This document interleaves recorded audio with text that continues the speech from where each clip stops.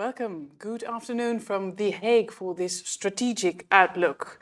In the upcoming hour, we'll do a brave attempt to formulate an answer to that grand question: how does the war in Ukraine impact international relations? My name is Sophie Derksen. I'm a journalist, host for the Dutch National Radio for the program Foreign Desk. Let me welcome you on behalf of the three organizations organizing this event: the Norwegian Atlantic Committee, the German Atlantic Association and the Netherlands Atlantic Association. We are pleased to welcome three experts on international politics from the three organizing countries. With me here in the studio in The Hague is Monika Sie, Director, I must say, at the Clingendael Institute of International Relations. In Berlin, Germany is Stefan Meister, Head of Program International Order and Democracy at the German Council on Foreign Relations, the famous DGAP for our German speakers. And in Oslo, Norway, we welcome Ine Eriksen Søreide, former Minister of Foreign Affairs and Defence in Norway, now Member of Parliament for the Conservative Party, Chair of the Standing Committee on Foreign Affairs and Defence in the Norwegian Parliament. In our first round, we will evaluate the impact of the Russian war in Ukraine in the three home countries of our distinguished guests. In the second half of the conversation, we'll zoom out and ask the panel to share their thoughts on the larger, more strategical questions ahead of us. First up, though, country perspectives. Let's start in Norway with Ms. Ine Eriksen Søreide. Good afternoon. I believe... Now, good afternoon. Yes, you are. Can you hear me? We hear you. Very good. Good afternoon. Your country has a 200 kilometers long border to Russia. You are now in the opposition, but you served 8 years as Minister of Defence and Foreign Affairs. What struck you in your contact with Russia in those past 8 years from a Norwegian perspective? Well, I think it's fair to say that in all my time as minister, I had one thumb rule in contact with Russia, and that was firmness and predictability. I don't think anyone should be naive when we talk about a country like Russia. And I've sometimes given the account of my first ministerial when I was just freshly appointed as defense minister in 2013.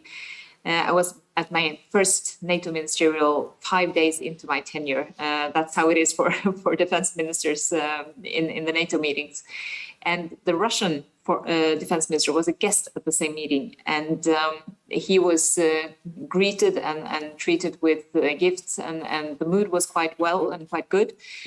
And the next meeting we had, the next NATO ministerial, was at the same time as the annexation of Crimea took place. So it tells a lot about how things shifted, but it also says a lot about with what kind of caution and firmness we have to deal with a country like Russia. And I said at that time, and I stand by that, even though that was criticized at the time, that it has fundamentally changed not only our, but the West's relationship with Russia after 2014. And I think what we see right now is a very, very brutal and maybe unexpectedly brutal war imposed by Russia. But the continuity from 2008, from 2014 up until now is also very evident and clearer and clearer. And what would you say has changed amongst your fellow Norwegians in their stance towards Russia since February 24? I mean, how would you describe the current mood in Norway? Well, it's a very clear mood of support for Ukraine and the Ukrainians. You see it very clearly when it comes to discussions, for instance, of donations of weapons, where we, alongside many other European countries, have used our legislation and our laws to do something that we have never, ever done before. You see it in the way people are welcoming Ukrainian refugees. You see it in how strong the support is for a strong humanitarian budget for Ukraine, and there are many ways you can see it.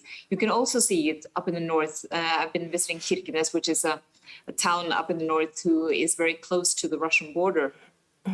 And they are one of the, I would say, the very strong voice they have on two things. One is that the sanctions against Russia should be hard, but also, of course, a lot of disappointment, because many of the people who live up in the north have spent much of their life having people-to-people contact, collaborations with Russia and so forth.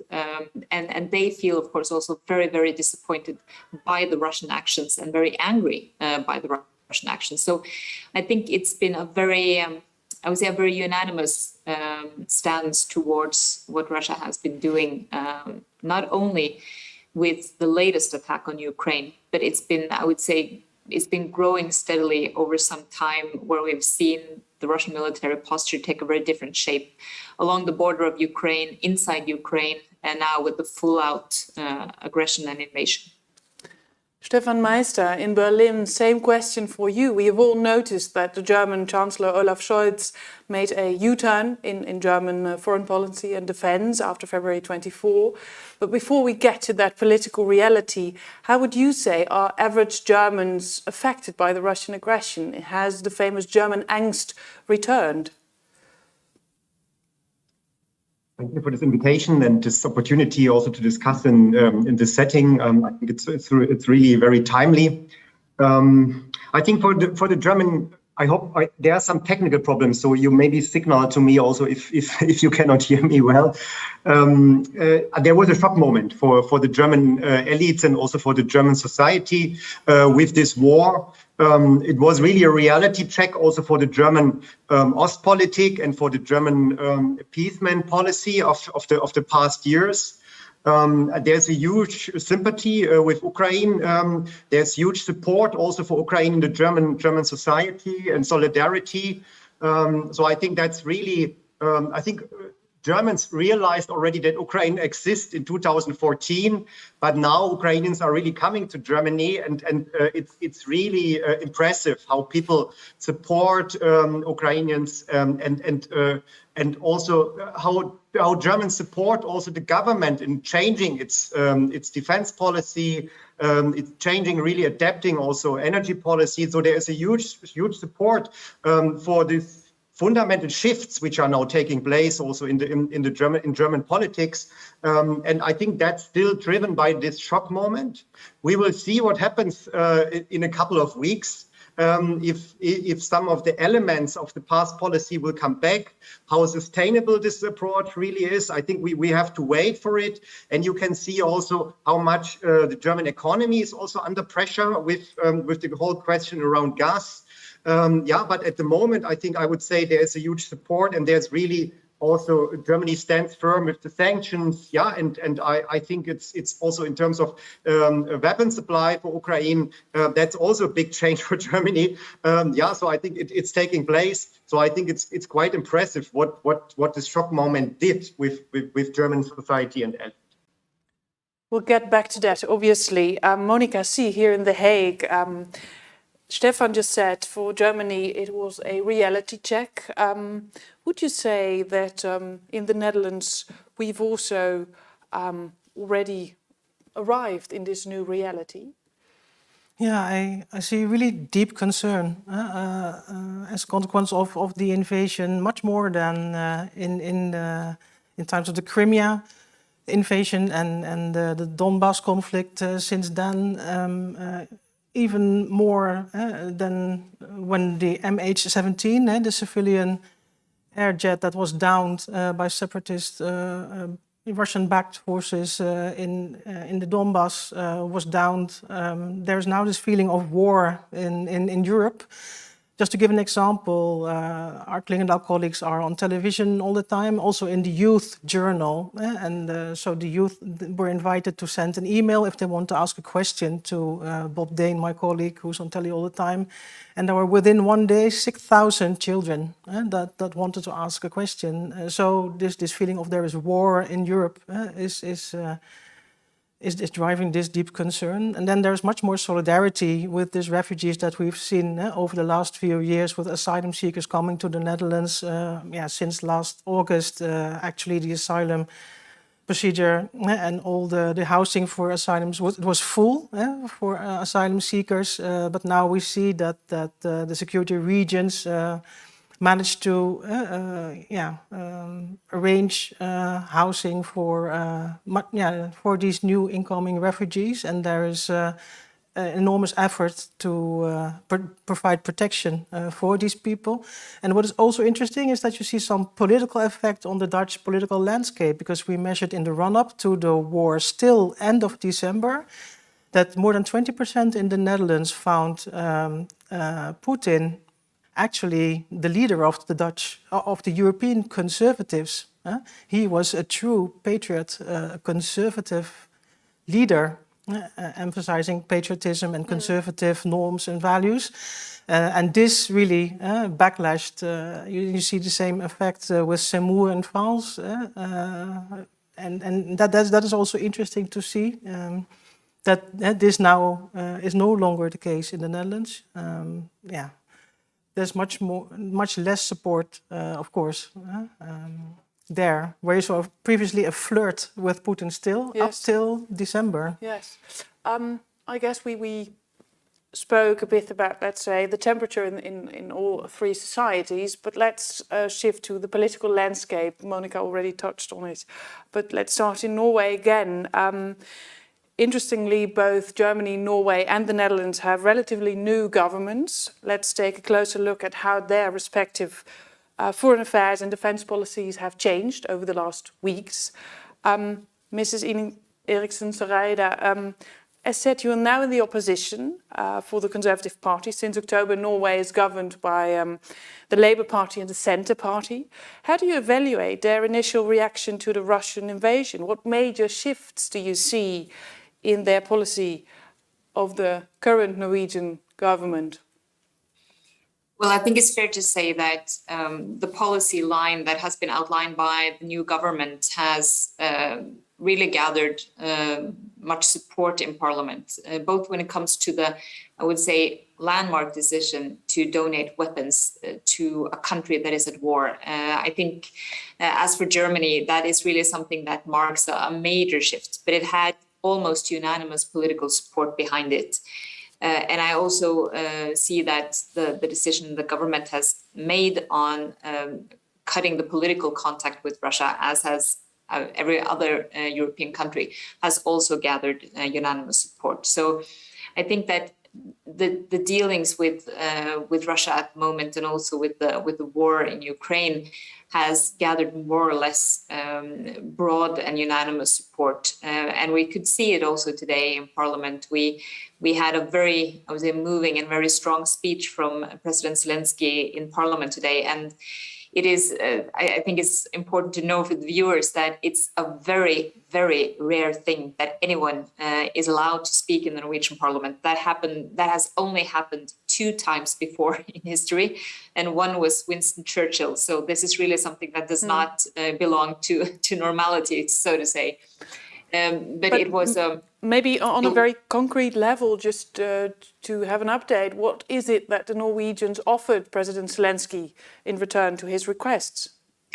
Well, you would, of course, have to ask the government precisely what they are going to answer. But he asked for mainly 2 things. And, of course, more weapons. And from the Conservative Party side, we have been very clear on support to the government if they find other things and more things that is possible for us to donate at the moment.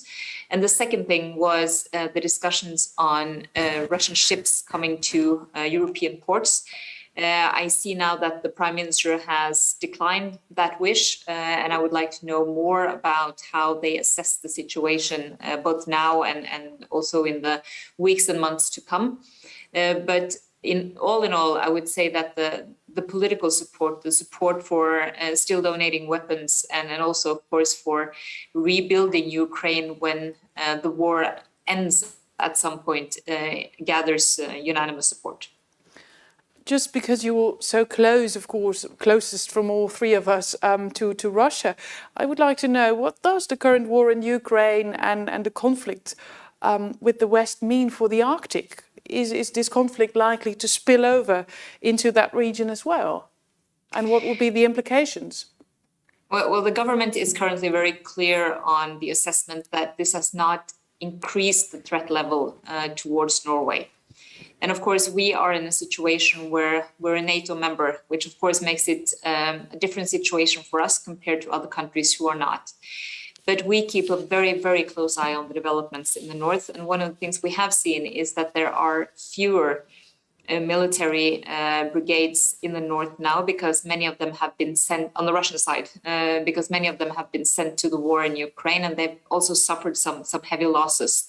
But we can, of course, not rule out the possibility of the conflict escalating in a different region in and around Ukraine, and a possibility of spillover to the north, where they have all their strategic capabilities and they have reinvigorated over some years. And we see it very clearly now that they're doing it.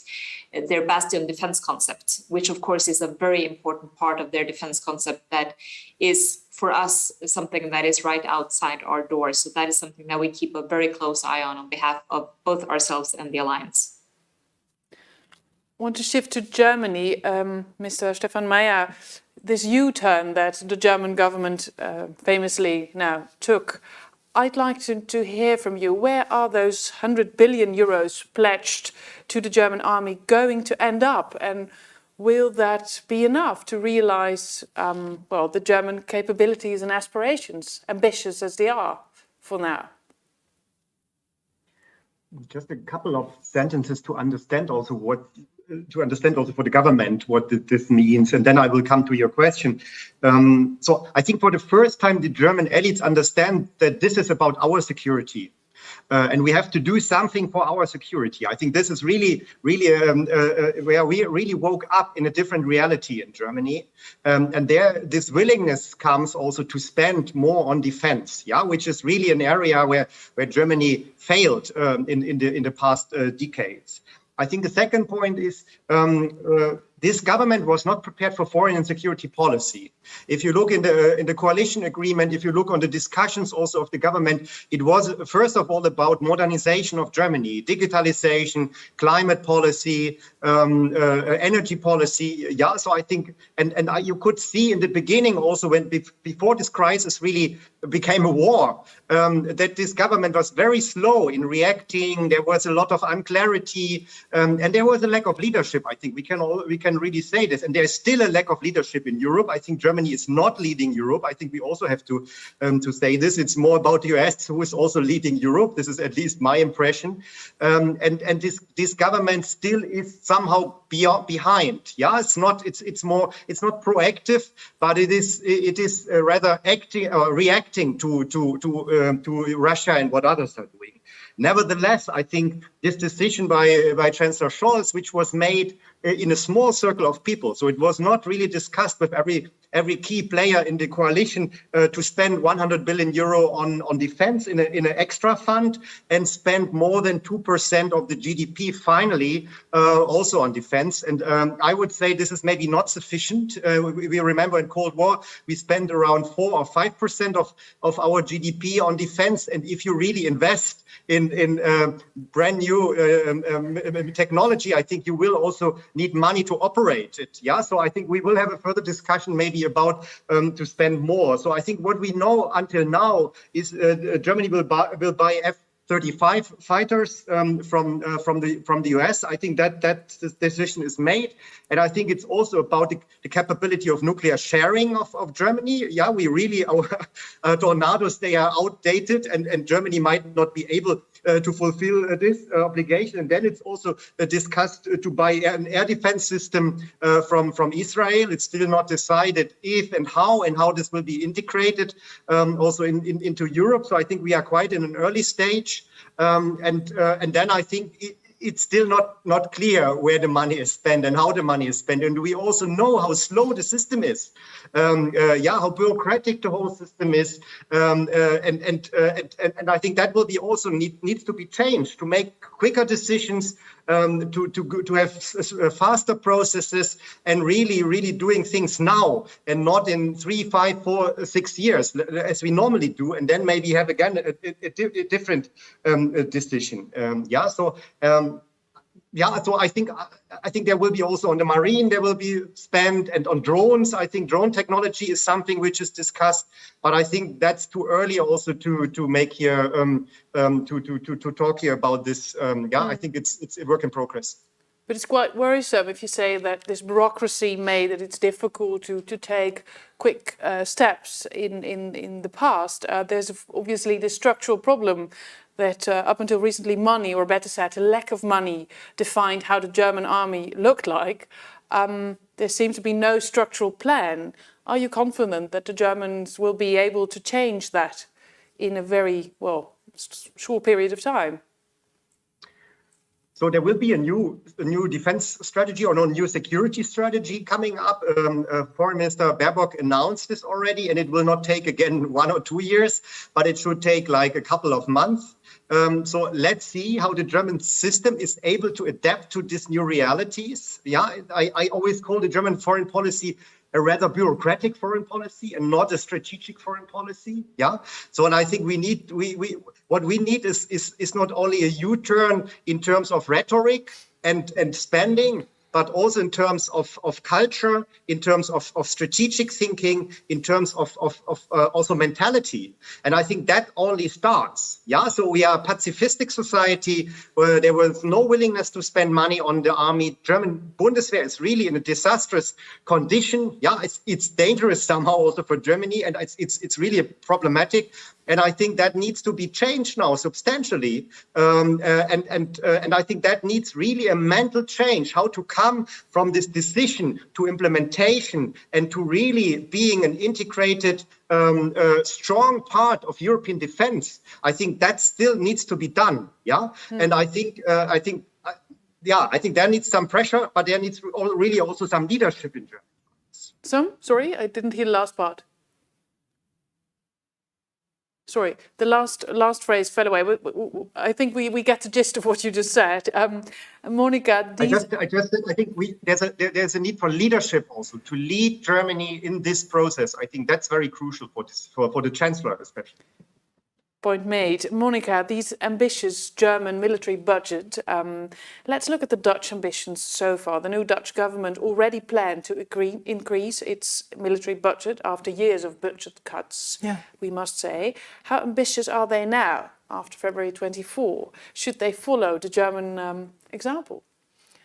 Yeah, indeed, like you say, this new government really made a geopolitical turn, emphasizing much more the geopolitical and instability around Europe as the leading element in its foreign policy, the critical importance of its security alliances with NATO and within the European Union, and also pledged to increase its defense budget with 3 billion structurally.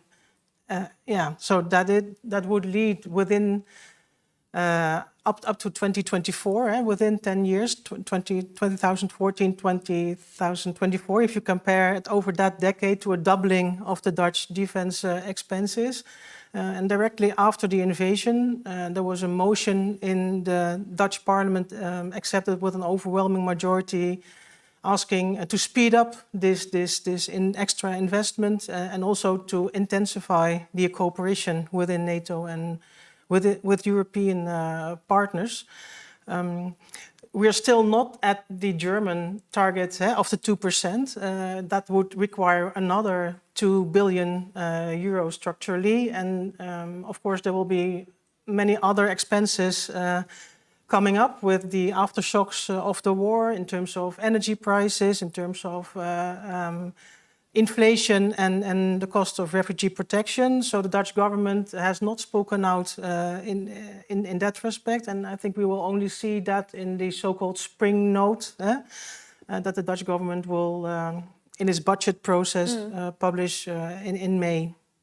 You've mentioned this more geopolitical approach of the new government, but still you've pointed out as well before that there is a certain ambivalence in the stance of the German government, of the Dutch government, in its signals to Ukraine. Yeah, that was a bit the case in the run-up to the war, because then the Dutch government was really emphasizing, it went to Kiev, that was primarily because of MH17, but of course with all the Russian troops surrounding Ukraine, that got a really different tension. And there, the Dutch government emphasized the right to self-determination of Ukraine, where it comes to choosing its alliances, etc. Whereas now, at the summit of Versailles, the Netherlands are leading a coalition against a fast-track procedure for EU accession, asked for by Zelensky. So Germany there has been more consistent, where we saw that Scholz seemed to want to integrate the notion of neutrality of Ukraine already in its diplomatic efforts vis-à-vis Putin before the war, and now they're also against the fast-track procedure to EU accession, but seems to be more consistent where it comes to reality check in the alliance of Ukraine with NATO and EU. Short reaction, Mr. Meister. Would you agree that the Germans have been more consistent on this point?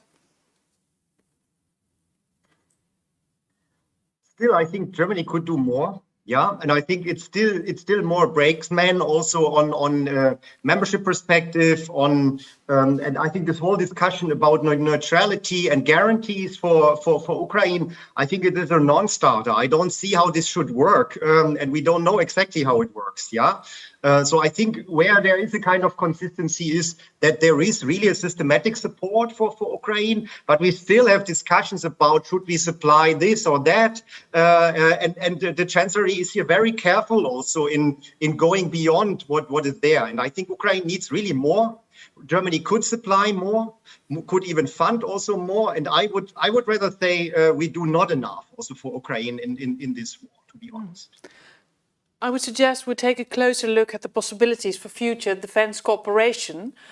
NATO is in the process, obviously, of developing a new strategic concept, while the European Union and the French leadership simultaneously is working on its strategic compass, as presented last week. Mrs. Ine Eriksen Søreide, I wanted to ask you, Norway is a founding member, as you mentioned, of the NATO. What is the significance of the alliance in terms of Norwegian security and policy? And can you elaborate a bit on the experiences with the Joint Expeditionary Force, for example? Well, first and foremost, as you mentioned, we are a founding member of NATO, and we were a founding member because we saw the experiences after the war that we could not manage alone to provide our security. And that was, I think, the experience from almost every other country in NATO as well. And I very often emphasize that NATO is not only a military alliance, it's also a political alliance. And what we are doing as an alliance is, in addition to having interoperability, having defense plans and so forth, we also need a political community to actually be able to make decisions when things happen. And with the threat perspective as it is today, there are not only the, I would say, old-fashioned military conventional threats that are at the forefront. We see hybrid threats, the use of cyberspace, and things that also changes the way we have to think about security and how we can provide security to each other. What is interesting, I think, is that when I became defense minister in 2013, the discussion of, for instance, regional partnerships was a very tense one in NATO. So that in that respect, the Joint Expeditionary Force, the Very High Readiness Joint Task Force, which was, and I can say this here, it was a collaboration between the then German Defense Minister Ursula von der Leyen. It was also with the Dutch Foreign Minister Janine Hennis-Plasgaard. So we decided to stand up the pilot of the VJTF. But that was first after the annexation of Crimea. That's when things started to roll when it came to diverse regional cooperations within NATO. That was also, I would say, the ready signal for more Nordic cooperation, so that even though countries were not inside NATO, like Sweden and Finland, they were more than welcome to collaborate. And in my opinion, that has also strengthened NATO in different regional areas. And now it is actually a very, I would say, sought after approach compared to what it was 8 years ago. So many things have happened and the experiences, I think, are good. Picking up on, let's say, the NATO membership for countries such as Sweden and Finland, as it is discussed now, what is your take on that? Should they join? Well, it's entirely up to Sweden and Finland whether or not they would like to join. I've spent a fair amount of time both in Helsinki and Stockholm over the past weeks and followed the discussions that are taking place in those two countries very closely.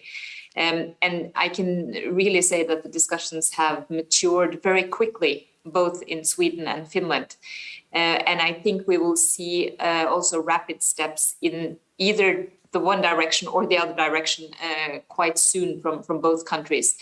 And from a Norwegian perspective, we have said that we more than welcome Sweden and Finland into the alliance. And I think it will also enhance the regional security if they become members. But of course, it's completely up to them. And of course, they are also two countries that also have a different neighborhood. I mean, Finland has a very, very long border with Russia, and of course sees this in a very clear and maybe different way than many other countries in Europe do. And I think that what Sweden and Finland eventually decides to do, it will of course also be met with a lot of interest both inside and outside of NATO. And still, Europe must learn to speak the language of power, as Joseph Borrell, the EU Foreign Affairs representative, has put it. But at the same time, there's this strategic compass from the EU being laid out. He emphasized, Borrell, that this effort in no way contradicts Europe's commitment to NATO, which remains at the heart of our territorial defense.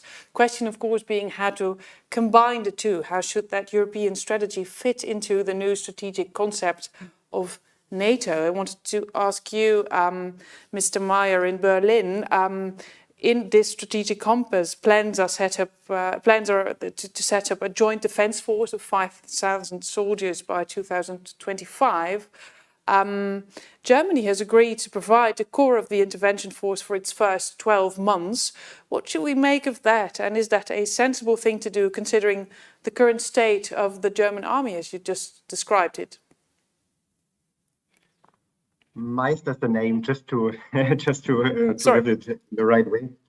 To be honest, I think I'm not so sure about the strategic compass of the EU. Yeah, and I think if we look now here also in the German debate, in the whole French debate about strategic autonomy of the EU, also in this area of security, I think that's maybe not going to come. Yeah, so I think NATO is really back. NATO will be the key actor in European security. We need to keep also the UK in. I think that's very crucial also for European security. So I think there will be no, for me, there will be no really European security policy. I think we have to have in mind there will be no security and stability anymore outside NATO territory. We will have a new grey zone in Europe, and there is the need for for deterrence, for security guarantees, and only NATO can provide it. And I don't see the reason why we should invest in European security. We should invest in European outside of NATO. I think we should invest inside of NATO, having in mind that the US, maybe with a new president, might change its engagement in Europe. I think we need to strengthen this European wing. We need to take more responsibility for our own security. We need to work harder also on the European security order. And I think I just think NATO is here the key actor and not the European Union. So it's not sensible that the Germans are actually picking up this task of the force as it has been described in the compass. Let's see. I think we now had an event, which is changing the whole discussion. We will also see what capabilities the Germans have. So the discussion here is really, Germany will be at the core of European security. It will provide much more in the future, but you also know how long it will take to build up these kind of capabilities. I think Germany is on the limit at the moment with its engagement in Lithuania, and there will be more coming in Romania. Yeah, so I don't see that there are these capabilities at the moment. But I think the discussion is already shifting, and I really think it's about NATO, not about the European Union. Monika Sie, how would you describe the Dutch stance towards EU and NATO defence cooperation and how the two should interfere or interact? Stefan Meister just said it's about NATO, not about the European. Yeah, well, the Dutch government is content with the strategic compass because it is NATO and EU, and it emphasizes the importance of strengthening the capabilities of the Netherlands, of EU member states, also within NATO. So that supports the Dutch and NATO and EU policies over the last few years. The big challenge for the Netherlands will be to deliver, because for a long time the Netherlands contributed relatively too little to military EU operations, and now that NATO wants to strengthen the eastern flank, which means that the Netherlands will also have to contribute and deliver in that context, there will be tensions here. And here we discussed cooperation among NATO member states, among EU member states. Of course, the German-Dutch cooperation will be key where it comes to the already integrated land forces, when the Germans will invest heavily in their defense also along these lines. It will be good for the Netherlands to pick into that effort. We discussed the Joint Expeditionary Force. The Netherlands also part of that effort. So within the context of NATO, this group of like-minded northern countries will also play a role. I do see, I agree with Ine there, I do see a role for the European Union where it comes to security in the hybrid sphere, because we will see, I'm afraid, more and more the usage of weapons of mass migration. So using migration either in the Lukashenko way, orchestrating migration crisis to put pressure on the European Union, or even bluntly using refugee flows like we see now to undermine countries in Europe. And to deal with that, of course, NATO in this new strategic concept can face these new threats, but it's primarily the EU that can answer these questions, because the EU already tailor-made specific regulations where it comes to obviously orchestrated migration crisis, like in the case of Belarus. There's a special treatment for people who then try to enter Poland.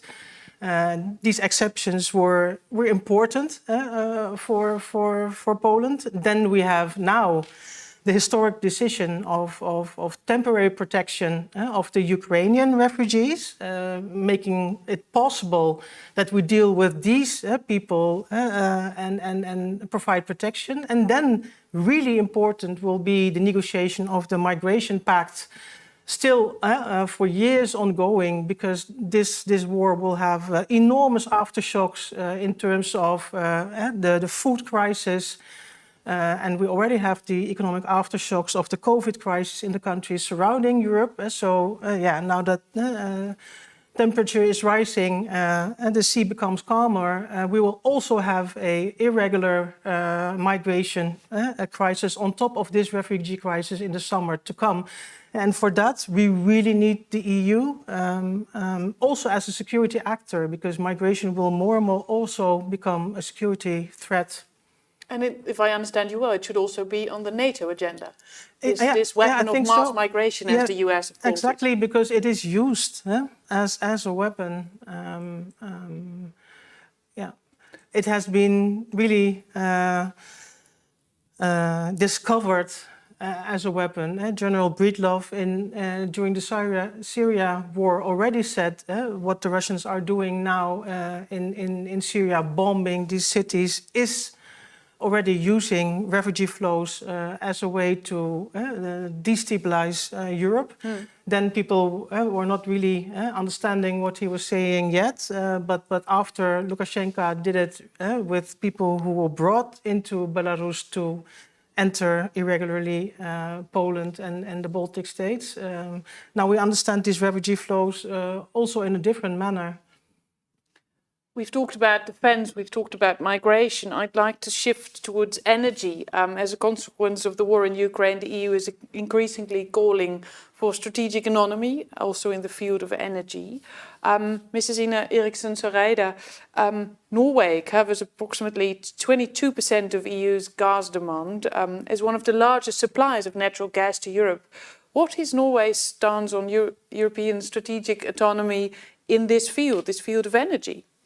And what have been the consequences of the war of the position of Norway so far? Well, the government has now indicated that we will have an even higher production of gas, as much as we can do with the situation or this backdrop. And of course, that is something that we support as well. It is no doubt that it is a necessity to be much less independent of Russian energy resources in the future. That goes not only for Europe, it goes for everyone else as well. But of course, it's not something that you can do overnight. So there are two potential consequences of this. One is, of course, that countries revert to reopening coal facilities, which would be a shame in my opinion, but I think that could be the situation in many aspects. I think it will be a new and very renewed and interesting discussion in countries like Germany and in Finland and in Sweden on nuclear energy. That is also a part of the mix. The other potential scenario is that the green shift is moving even faster. That, of course, depends on technology and the willingness for politicians to actually push the green shift forward and of course, have more renewable energy as well. But either way, it is also now very clear that the European Union seeks for countries like Norway to produce as much as we can to continue to be a very stable provider of energy to Europe, and we'll continue to do our best to produce as much as we can. But I just wanted to, if I may, just add one comment to what Stefan said about NATO and the EU. I fully agree with him that NATO is our primary alliance and the backbone of our security. But I do think what has happened over the past years of a more clear division of labor between NATO and the EU when it comes to different security challenges is a good one. I fully concur to the idea that we cannot build two parallel military structures. We don't have the resources. It would be a waste of resources, and it wouldn't serve the security needs that we have. But having said that, I think we will be forced into a discussion quite soon when all European countries are increasing their defense spending, which I think is good, very good, and it's needed. I think that the challenge we will face, all of us, is that the ability for the defense industry to actually deliver what we need in a short period of time is going to be more limited than we'd like to think. Both because it's already challenges in the production line of many of these things like ammunition and also, of course, bigger capabilities. But it's also an issue of the price, of course, going up when so many are asking for the same things at the same time. So I think it can be a challenge, which will, I think, give us a discussion of also a clearer division of labor within the alliance and to see a bit more of I would say, using more of the same equipment, being more interoperable, making it easier to operate together. So it will be interesting to follow these discussions in NATO also. Thanks for that addition. I would, with your permission, then shift back towards energy. Stefan Meister, would like to hear your point of view. Germany today triggered an emergency plan to brace for a potential cut-off from Russian gas. What are the difficulties from the German side to shift away from the Russian gas? And maybe let me zip in an extra question. As long as Germany relies for more than 50% on Russian gas, we'll see them in some sort of appeasement mode towards Russia, I presume. And then the question obviously being, is this really a Zeitenwende, as it has been called, a U-turn? No, I think we already observed that Germany is again the brakesman also on more sanctions, especially in the gas sector and also in the oil sector. It's also on the SWIFT, because we need to pay for it. So, and I think that these are both issues which would really hurt Russia much more, and that it would maybe more willing to make a compromise. Yeah. So, but I think that's a structural deficit of the German policy of the past decades, where our Energiewende, our shift to renewable energy was built on cheap Russian pipeline gas. Yeah, and we became more dependent on Russian gas in the past years. It's now 55%. It's more than 40% oil. And also coal is from Russia is very important, for Germany. So, and I think that has consequences. We need to rethink for the Energiewende, for the change of our energy policy. It will have an impact on our climate policy. We're now discussing to prolong also coal for green government or partly green government. This is really an identity question. Nuclear is no go for them. Yeah, but I think we might even come into this discussion because it's just not possible to replace 55% of Russian gas. And the German industry is also built on this Russian gas, and it's also about our welfare and our economic model. Yeah, I think which is challenged now. So that's why our green Minister of Economy is traveling to Qatar. Will soon travel to Saudi Arabia. So do other authoritarian states who are also engaging in wars in their neighborhood and asking for gas. We're discussing about Iran now, Venezuela, where we can get gas. Yeah. So and I think that's really a problem in which our former governments have brought Germany in a situation where we already had war in Europe since 2014. It's a big failure of German policy. And now it's not possible. It's just impossible in a short period of time to replace this Russian gas and to shift faster to renewable energy, to more sustainable energy system. It will happen. I think there will be a speed up. There will be faster processes, and so on. But it's just impossible in a short period of time. That means we will depend more on. We still depend on Russian gas, and Germany will play again a kind of a problematic role also in dealing with Russia, sanctioning Russia maybe even stronger. And I'm afraid of appeasement syndrome, in the German society and in the German elite. So if this war is maybe coming to a kind of an end, we might come back and ask, so we have our comfort zone, we don't want to leave it completely. How costly is petrol now in Germany? Yeah, and so on. You know all these discussions, and I think there's a threat. Yeah, to fall back in a kind of let's strike a kind of a deal at least. Yeah. Since you've mentioned it a couple of times now, this mental shift that is needed within the German society. How to get there? I mean, if you say we have this tendency to fall back into our own comfort zone, how to get the people out there? It's a question of responsibility and leadership, in my opinion. And so it's really understanding that this is now necessary, and we need really to implement the things. We need to spend the money right. We need to speed up the processes, and we need to communicate this to our society. I think it's over that Germany can just spend money for everybody, and if there's a problem or a crisis, we just spend more money.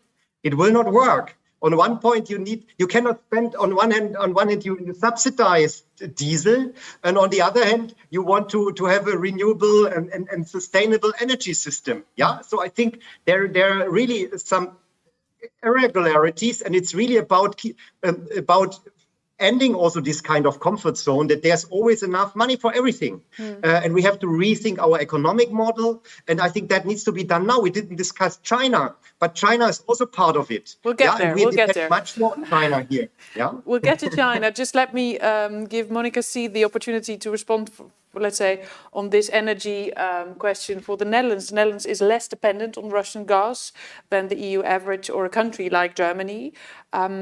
Nonetheless, the Dutch have been pleading against extra energy sanctions up till now. Why? Yeah, I think as a pause to have extra sanctions maybe in the course of the war. Also, I think we have to see that the Dutch economic interests concern substantial pipeline services to Russia for oil and gas.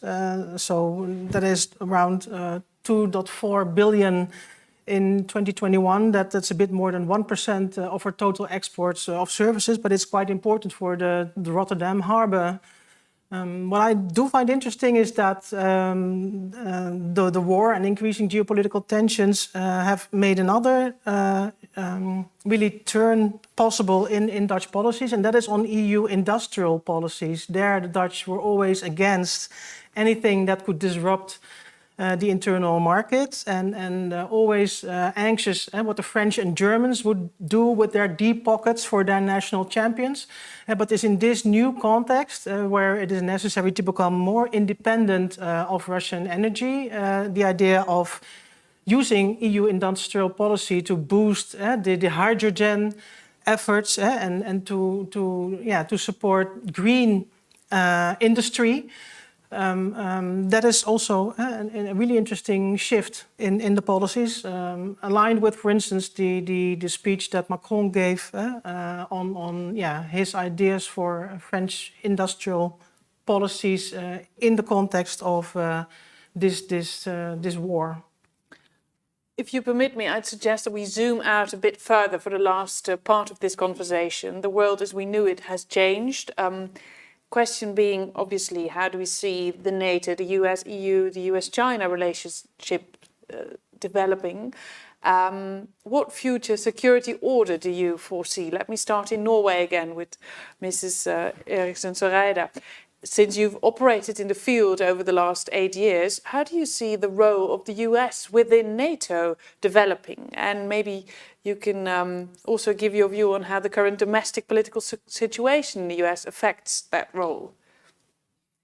Well, I think it's a very clear line from the US government and administration right now that they are putting a lot of effort into NATO. And even at those times where former President Trump gave at least mixed signals about the commitment to NATO, Congress was really very strong on its commitment to NATO. And I think that was important, is important to underline, because in addition to now the support for Ukraine and also the support in the US to confront China, the support for NATO is actually one of the 3 things that binds Democrats and Republicans together. And we should always look for those issues that are bipartisan in the US. There are not too many of them.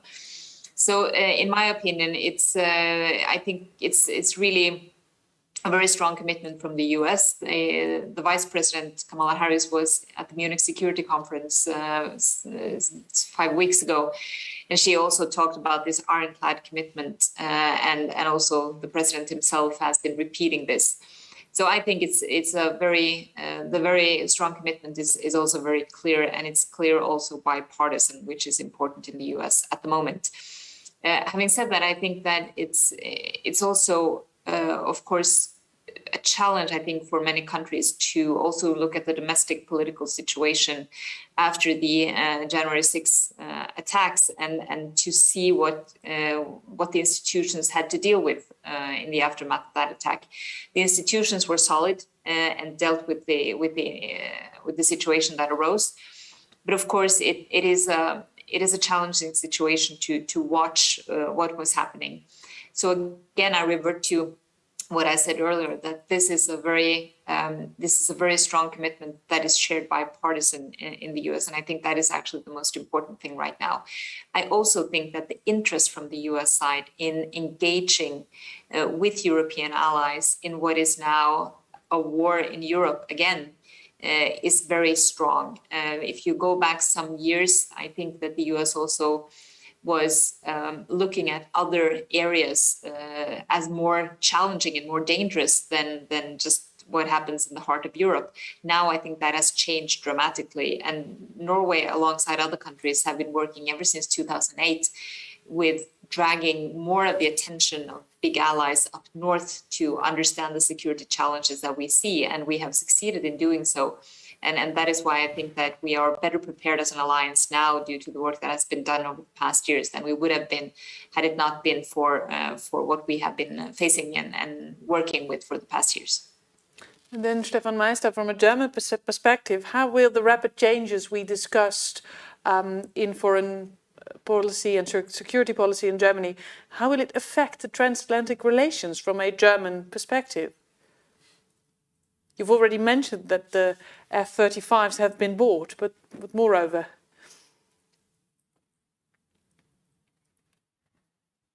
This discussion just has started, yeah, because it's really. Can you hear me? Yes. I think there are still some. I have some connection problems. I cannot always hear everything you said, but most of it I can hear. I think that this discussion still just has started, and I think for me also to buy these fighters is also about to appease in a way the US, yeah, to prepare also maybe for a different president in a way, yeah, and to be more capable also to defend Europe with less US, yeah. So I think what we understand also about the European security order, there will be no security and stability, as I said, this outside of NATO territory, and I think we have to really to think about our eastern neighborhood and if how to stabilize these countries. Who comes next after Ukraine? Yeah, so are there other attacks? How safe and secure are also our eastern NATO members? Yeah, so I think that's really something Germany also discusses here at the moment, yeah, and I think Germany needs to play here a different role. Yeah, and it's also really integrating stronger with the neighbors, also our defense policy, as we did do it also with the Netherlands, also do it with other neighbors. I think that will also become more important, and being really a security supplier. Yeah, I think which is Germany maybe not so much at the moment. I think that's important. I just want to make one point on the US policy. I think. What Biden did is really a major shift. He's not discussing anymore about Europe and Asia, but it is really about autocracies and democracies, and I think that's really an important shift. That means it's not either or, but it is really cooperating with those democracies against autocracies who want undermine also the liberal democratic order, yeah, and also countries. And I think that's something which is really important also to follow up, and that would also be a major shift in the US policy. We will see how a different US president will act, what the midterm elections also mean for Biden and his abilities also to act. Yeah, so and I think we have to be ready for it and not be again surprised that these things can happen. But I think that there's a shift also in the US debate, and I hope that will be more sustainable. Monika Sie, let me give you the opportunity to react to the previous speakers on this point.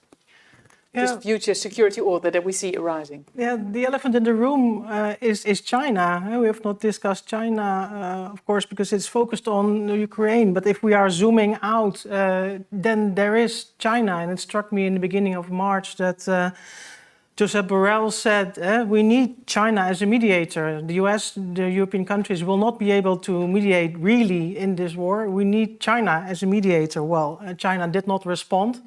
To that, the China-Russian relationship remains strong. Nonetheless, she does not want this war. He attacked a sovereign state, and Putin is ruining his globalized world in which China wanted to grow still. So I saw this cartoon in which Putin is trying to embrace Xi, and his hands are dripping with blood. And she is just shying away of this friend, and we will have a summit at the end of this week, EU-China summit, and I'm curious whether the tensions that have been increasing between the European Union and China, will make it possible to discuss the role of China on the international international order as a mediator. Those tensions between the EU and China being mentioned, do you see closer relations of Russia and China emerging? And let me zip in that other question. Some point out that the handling of the Ukraine crisis by Western countries is regarded by the Chinese as a test case for its ambitions in the East and South China Sea. Would you agree with such a statement? Yeah, the China must have been struck by the European and NATO resolve, the transatlantic unity in this war. So that will have taught Xi a lesson. So that has been the critical signal to Xi in this period. So the test case being answered so far by solidity. Yeah, right. by unity. By unity. Like we saw last week in Brussels. That was really the signal. I'm conscious of time because Mrs. Eriksen Søreide has to leave at 6 o'clock. So we have 40 more seconds to ask you the last question. This transatlantic unity, as it's been brought up by Monika Sie, what are, in your opinion, the chances for the West, triggered by these current security developments, to firmly unite? And what are the main challenges threatening that unity? Well, I'm sorry that I have to leave because I'm supposed to be in a radio studio in a couple of minutes. That's the reason why I have to go. But I think it's a big question to answer. No, I wanted you to give you $1 million question and to give us a very brief impression of your main takeaway, the take-home message. Absolutely. Well, I think that the unity that has been displayed now over the war in Ukraine is something that we have to build on. It has taken away some major differences that we had, and I hope that they will continue to be off the table and that we can focus on what is absolutely the most high issue, or the issue highest on our agenda right now, and that is our common fight for democracy, for freedom, for sovereignty, because this is not only about Ukraine. Unfortunately, this is about the freedom of all of us. And like Zelensky said in his speech to Parliament today, he said that the future of Europe is now fought in Ukraine, and I think that's a word to conclude with from my side. Thank you so much for being with us. Good luck at the radio station. And then Mr. Stefan Meister, let me give you the opportunity for one final take-home message from this panel. Yeah, I think it's really about taking this window of opportunity, which Russia opened for us with its war in Ukraine, to do the homework we did not do in the past years. To leave this comfort zone and to reform also the European Union, that it's able to act more, to stay united. We didn't mention the sanctions. I think the EU was really crucial on sanctions. The EU is an important player, in the economic field, in other fields, but we need really to do the reforms in the EU, to be capable, also to act. And then I think we need to do our homework on security and really rethink European security and strengthen Europe in NATO. I think that's for me crucial, in this context. And maybe a final point, prepare for China. I think Russia and China, we have to think together. They both have the same goal, is undermining liberal democratic order. The lessons learned for China is to be more stubborn, to be no more autark. So I think it will be for trading nations like the Netherlands and Germany. I think the big bill will come, and I think we need to prepare for this. Homework to do. Thank you so much, Stefan Meister. And then Monika Sie, let me give you the opportunity for a last phrase. No, I fully agree with Stefan, and the Germans and the Netherlands will have to do this also together in our bilateral cooperation. It has been really the wake-up call for countries like Germany and the Netherlands, who have been on geopolitical holiday for years, to take their own security within the NATO context more seriously and invest in capabilities. So there is a basis for that right now, and a very insecure, unstable environment of Europe to come, I'm afraid. Holiday is over. Thank you very much. Let me thank you at home for watching, for being with us. Let me thank you on behalf of the 3 organizations that initiated this event: the Norwegian Atlantic Committee, the German Atlantic Association, and the Netherlands Atlantic Association. And of course, a big thanks to our panel in Berlin, Germany, Stefan Meister, in Oslo, Norway, Ine Eriksen Søreide, and here with me in The Hague, Monika Sie. Thank you very much for joining us. Hope to see you next time. Thank you. Thank for the you. invitation.